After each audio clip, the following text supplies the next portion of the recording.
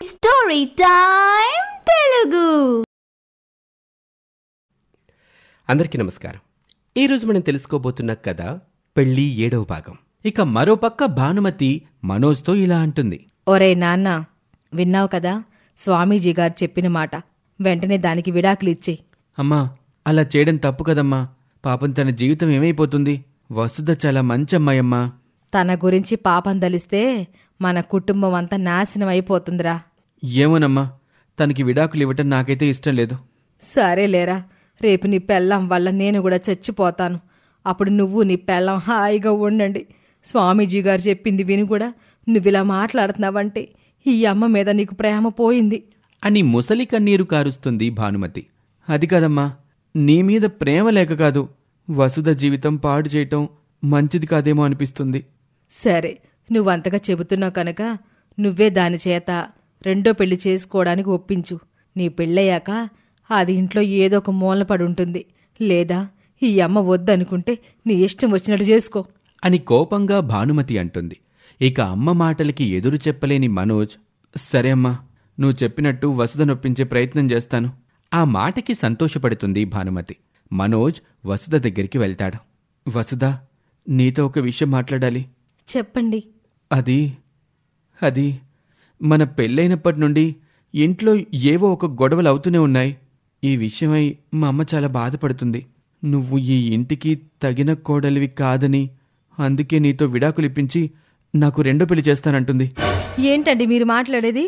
ఏదైనా తప్పుంటే కొట్టండి, తిట్టండి, అంతేకాని ఇలా విడాకులు అడుగుతారు ఎవరైనా? ఆయన విడాకులు అడిగేంత తప్పు పని నేనేం చేశాను? నువ్వేం తప్పు చేయలేదు, కానీ పరిస్థితులే అలా వచ్చాయి. నా తప్పు లేదని మీరే అంటున్నారు, మరి విడాకులు ఎలా ఇస్తాను? కానీ నీకు విడాకులు ఇవ్వాలన్న ఉద్దేశం నాకు లేదు వస్తా. కానీ నువ్వు ఒప్పుకుంటే నేను రెండో పెళ్లి చేసుకోవాలనుకుంటున్నాను. చెప్పాను కదా, పరిస్థితులు అలా వచ్చాయని. ఏమిటా పరిస్థితి? ఆ మాటకి స్వామీజీ దగ్గర జరిగిన విషయం మొత్తం చెప్తాడు మనోజ్ వసుధకి. ఆ మాటలు విన్న వసుధ ఆశ్చర్యపోతుంది. ఎవరో స్వామీజీ చెప్పాడని ఆ మాటలు నమ్మి నన్ను విడాకులు ఇవ్వమని, లేదా రెండో పెళ్లి చేసుకోవడానికి అనుమతి ఇవ్వమని ఎంత బాగా అడుగుతున్నారండి. అది కాదు వసుధ, నేను విడాకులు ఇవ్వమని అడగటం లేదు. నువ్వంటే నాకు ఇష్టమే. కానీ మా అమ్మ గురించి నేను రెండో పెళ్లి చేసుకోవడానికి ఒప్పుకుంటే ఏ సమస్య ఉండదని అంటూ నీళ్లు నములుతూ ఉంటాడు మనోజ్. అది విన్న వసుధ ఒక్కసారిగా షాక్ అవుతుంది. ఏంటండి మీరు మాట్లాడేది? ఇందుకు నేను ఒప్పుకోను. ఏ ఆడపిల్ల అయినా ఇలాంటి పనికి ఒప్పుకుంటుందా?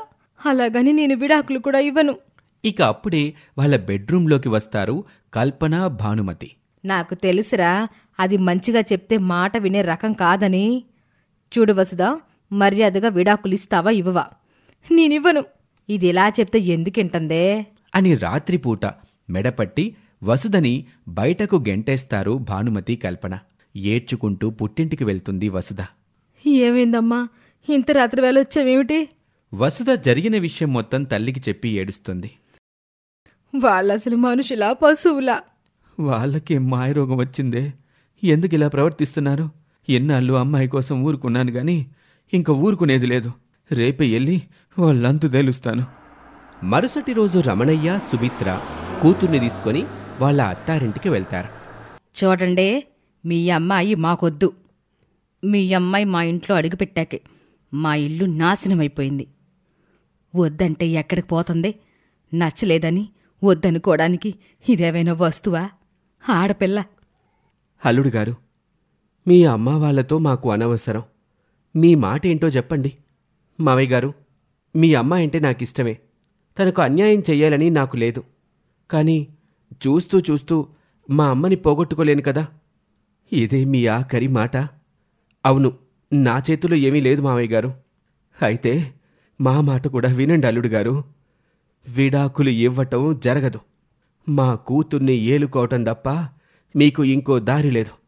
మీకుగా మీరే వచ్చి మా అమ్మాయిని తీసుకువెళ్లేదాకా మా ఇంట్లోనే ఉంటుంది అని రమణయ్య చెప్పి వసుధని తీసుకుని వెళ్ళిపోతాడు.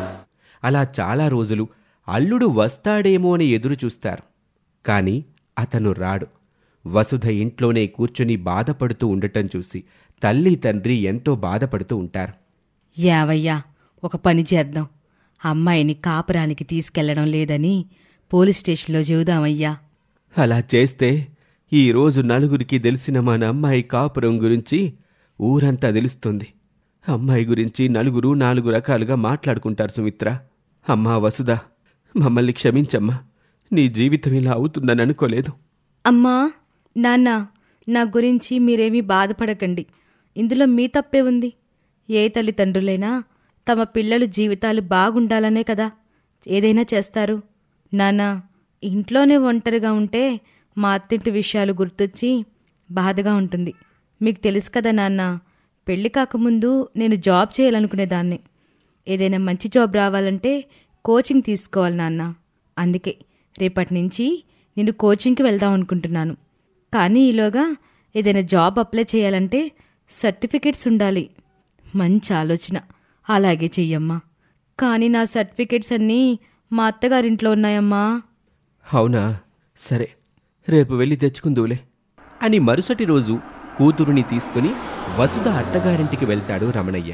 ఏమిటి, మనసు మార్చుకున్నావా? విడాకులివ్వడానికొచ్చావా? అది జరగని పని. మరెందుకొచ్చారు? మీ కాళ్ళు పట్టుకుని బ్రతిమిలాడ్డానికి వచ్చారేమో అత్తయ్య గారు. చూడబ్బాయ్, నీలాగా నెలల తరబడి అత్తారింట్లో కూర్చుంది నేను నీలాంటి వాడు చేస్తాడట్టాంటి పనులు. మాలాంటి రోషం పౌరుషం ఉన్నవాళ్ళు కాదు. నా భర్తనే అంత మాటంటావా? ఇంకా తక్కువ చేసి మాట్లాడలేదు, సంతోషించమ్మా. అయినా నువ్వు ఒక భార్యవేనా? ఏ భార్య అయినా భర్త కష్టపడి సంపాదించి తన కుటుంబాన్ని పోషిస్తూ నలుగురిలో గౌరవంగా బ్రతకాలని కోరుకుంటుంది. నా అల్లుడి గురించి తక్కువ చేసి మాట్లాడతావా? నా కూతుర్ని అన్నేసి మాటలంటావా?